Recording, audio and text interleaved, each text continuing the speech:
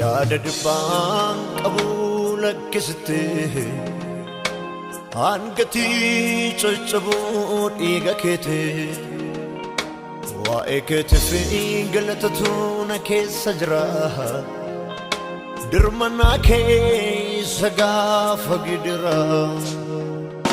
yaada dhibbaan qabuu lakkisittee hangatii caccabuu dhiiga keetee waa'ee keetiif galatatu na keessa jira dirmannaa keessa gaafa gidira kan kee kun na dhibaa yoo yaadadhu kan kee na utubaa yoo yaadadhu kan kee kun na mararaa yoo yaadadhu kan kee na gargaaraa yoo yaadadhu kan kee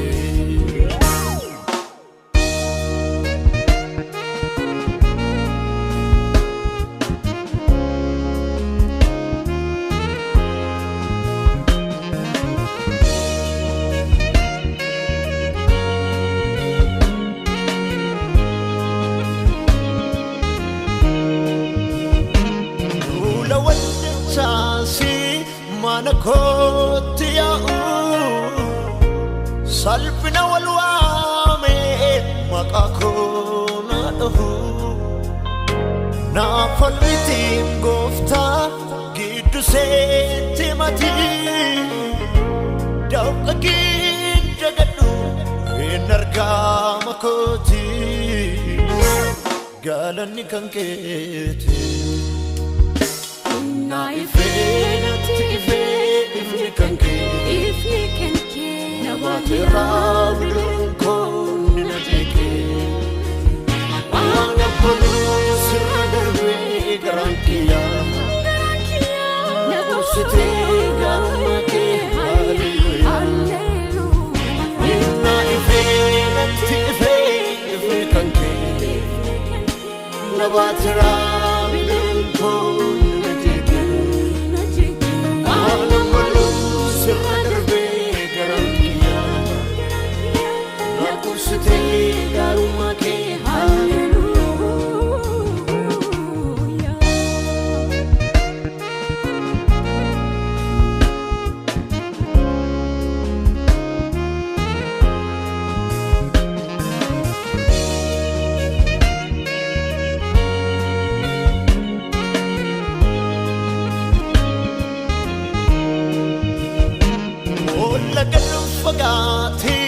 nyaachuuf na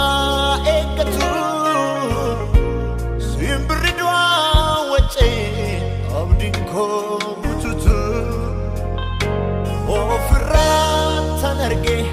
harka abbummaa kee awwaalli na nyaanne walirraa karaa kee ama'u maqaan kee na ifeenatti ifni kan kee na baatee biluun na jeekee waan abbaluu sirra darbee garaan kiyyaa na gorsitee gaarummaa kee haalleluuyaa na ifeenatti ifni kan kee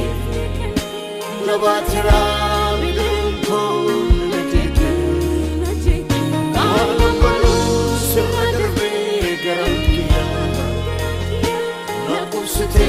garummaa kee haalleluuyaa na ifeenatti ifni kan kee na baatee biluun na jeekee waan abbaluu sirra darbee garaan kiyyaa na qubsitee garummaa kee haalleluuyaa na ifeenatti ifni kan kee na baatee biluun na jeekee waan abbaluu sirra darbee garaan kiyyaa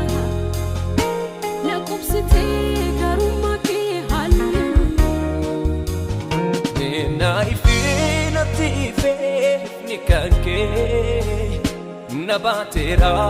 wirungo inni nateke wana badu sirra darbe garankiya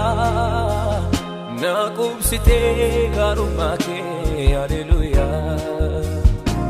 inna ife nati ife flikanke nabatera wirungo inni nateke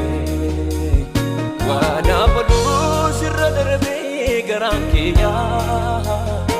naqubsite garumake hallelujah